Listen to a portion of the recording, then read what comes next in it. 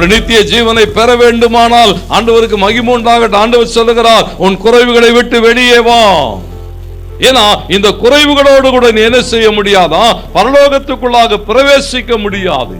பரலோகத்துக்குள்ளாக யார் பிரவேசிப்பான் என்கிறதிலே அநேக காரியங்கள். தேவனுக்கு மகிமை உண்டாகட்டும். வேதம் எப்படி தெரியுமா பதிவு செய்து வைத்திருக்கிறது? பயப்படுகிறவன் பரலோகத்துக்குள்ள போக முடியாதுன்னு போட்டிருக்கிறான்.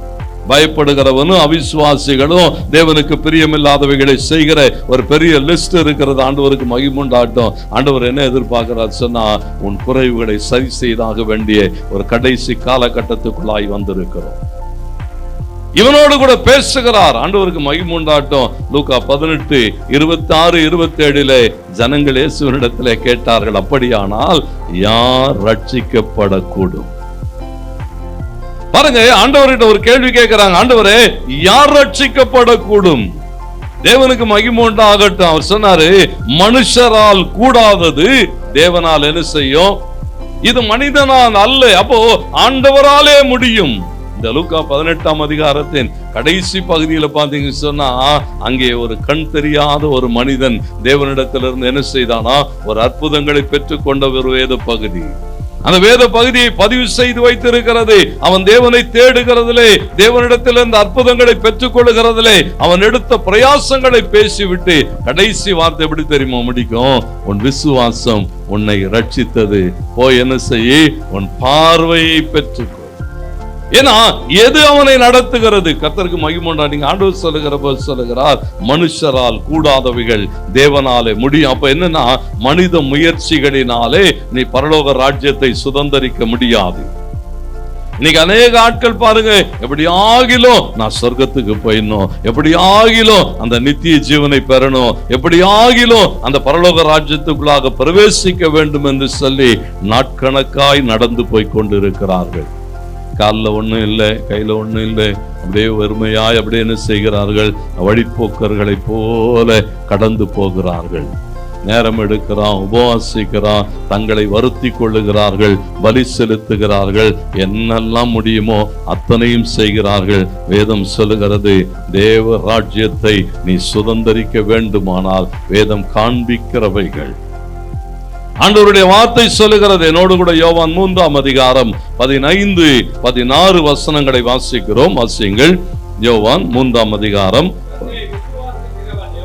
தன்னை விசுவாசிக்கிறவன் எவனும் கெட்டு போகாமல் நித்திய ஜீவனை அடையும்படிக்கு. பாருங்க, இங்கே சொல்லப்பட்டிருக்கிறது, இயேசு பாடுகளுக்கூடாக கடந்து போக வேண்டும். ஏன்னா மனிதனுடைய ரட்சிப்பின் திட்டம், ஆண்டவருக்கு மகிமை உண்டாகட்டும், அந்த ரட்சிப்பின் திட்டத்திலே கிறிஸ்துவனுடைய பூரண ஆளுகையை நீங்கள் பார்க்க முடியும்.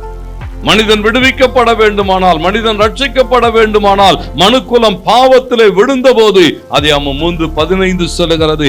அவர் சொன்னார், உன் வித்துக்கும் அவள் வித்துக்கும் பகை உண்டாக்குவேன்.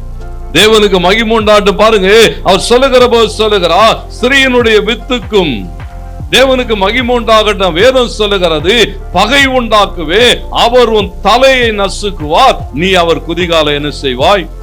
பாருங்க, ஒரு பெரிய ஒரு போராட்டம். தேவனுக்கு மகிமை உண்டாகட்டும். பாவத்திலே கிடக்கிற மனிதனை மீட்டெடுத்தாக வேண்டுமானால், இங்கே யோவான் சொல்லுகிறார், மனுஷகுமாரன் உயர்த்தப்பட வேண்டும், மனுஷகுமாரன் நொறுக்கப்பட வேண்டும், மனுஷகுமாரன் மரணத்துக்குள்ளாக இறங்க வேண்டும், மரணத்தை ஜெயித்து கர்த்தருக்கு மகிமை உண்டாகட்டும் தேவ பிள்ளைகளை வாழ்விக்கும்படியாக உயிரோடு கூட எழும்ப வேண்டும். அப்போ இத்தனை பிரமாணங்கள். தேவனுக்கு மகிமை உண்டாகட்டும். அப்போ அவரை நீங்கள் விசுவாசிக்காமல் நீங்கள் என்ன செய்ய முடியாதா? அந்த ராஜ்யத்தை பெற்றுக்கொள்ள முடியாது. யோவான் 3:16 படித்தான் சொல்லுகிறது, தேவன் தம்முடைய ஒரே பேரான குமாரனை விசுவாசிக்கிறவன் எவனோ அவன் கெட்டு போகாமல், பாருங்க, நித்திய ஜீவனை அடையும்படிக்கு அவரை தந்தருளி. அப்போ எனக்காக கொடுக்கப்பட்ட ஒருவரை நான் விசுவாசிக்காமல் அநேக பிரமாணங்களை செய்து கொண்டு, 1 பேதுருவிலே அப்போஸ்தலனாகிய பேதுரு சொல்லுகிற போது, முதல் அதிகாரம் 18, 19, 20 வசனங்கள் சொல்லுகிறது. ஏன்னா உங்களுடைய ஆராதனை முறைகள், நீங்கள் தேவனை தொழுது கொள்ளுகிறவைகள், பாரம்பரியமாய் நீங்கள் அனுசரித்து வந்ததானே அந்த நடக்கைகள், வழிமுறைகள், தேவனுக்கு மகிமை உண்டாகட்டும், இவைகளோடு கூட நான் பேசுகிற போது சொல்லுகிறான், வெள்ளியினாலும் பொன்னினாலும் மீட்கப்படாமல் குற்றமில்லாத மாசற்ற ஆட்டுக்குட்டியாகிய கிறிஸ்துவின் ரத்தத்தினாலே. பாருங்க, ஒரு மீட்பின் திட்டத்தில் அவன் சொல்லுகிற போது சொல்லுகிறான், வெள்ளியும் பொன்னும் உன்னை மீட்கிறதில்லை, நீ செய்கிறதான காரியங்கள், நீ செய்கிறதான இந்த பலிமுறைகள் இவைகள் அல்ல, கிறிஸ்து உனக்காக பலியானதை நீ விசுவாசிக்க முடியுமானா? என் ஆண்டவர் எனக்காக இந்த பூமியிலே வந்து தம்முடைய ஜீவனை கொடுத்தார், பிதா அதற்காகவே அவனை அனுப்பினார் என்பதை நாம் விசுவாசிக்கிற போது யோவான் 3:36 சொல்லுகிறது, குமாரனிடத்தில் விசுவாசமாய் இருக்கிறவன் நித்திய ஜீவனை உடையவனாய் இருக்கிறான், அவரை விசுவாசியாதவனோ ஜீவனை என்ன செய்கிறது இல்லையா, காண்கிறதில்லை, தேவனுடைய கோபம் அவன் மேல நிற்கும். ஆண்டவருக்கு மகிமை உண்டாகட்டும். ஒவ்வொரு நாளும் பாருங்க, அந்த நித்திய ஜீவனை பெற வேண்டுமானால் கிறிஸ்து இந்த பூமிக்கு வந்ததனுடைய நோக்கத்தை விசுவாசிக்க வேண்டும். கிறிஸ்து கடந்து போன பாதைகளை விசுவாசிக்க வேண்டும். திரும்பவும் வரப்போகிற அந்த ராஜாதி ராஜாவை நீங்கள் விசுவாசிக்கிற போது நீங்கள் என்ன செய்ய முடியும் சொன்னா, அந்த நித்திய ஜீவனுக்கு பாத்திரர்களாய் மாறுகிறோம். யோவான் 6:27 வசனத்திலிருந்து வாசிக்கிற போது சொல்லுகிறான், தேவனை விசுவாசிப்பது என்பது தேவனுக்கேற்ற கிரியைகளை நடப்பியுங்கள். தேவனுக்கு பிரியமான, ஆண்டவருக்கு மகிமை உண்டாகட்டும், அவரை விசுவாசிப்பது என்பது அவரை நம்புவது. என் ஆண்டவர் எனக்காக இவைகளை செய்திருக்கிறார். அவரை விசுவாசிப்பது என்பது அவருடைய வல்லமையை, அவருடைய பரிபூர்ண ஞானத்தை, அவருடைய அந்த பராக்கிரமம் உள்ள ஆளுகையை இதெல்லாம் நம்பணுங்க. ஏன்னா அந்த விசுவாசத்துக்குள்ளாக நீங்கள் கடந்து போகிற போது நீங்கள் எப்படி மாறுவீங்கன்னு சொன்னா, நித்திய ஜீவனுக்கு நேராக.